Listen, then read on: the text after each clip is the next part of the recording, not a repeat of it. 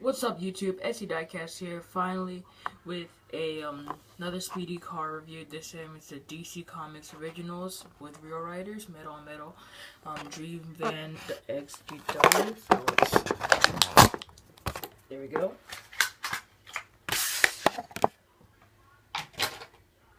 Okay, so here's the car. Cool metal on metal. Let's do a quick view of the interior. Pretty cool, pretty cool.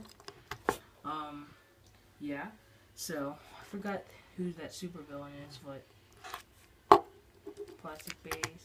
metal base, metal body, rubber wheels with real riders. Cool. Anyway, so here's the tamper work. Awesome tamper work. So anyways, if you enjoyed this video, like and subscribe for more videos in the future, and I will upload them.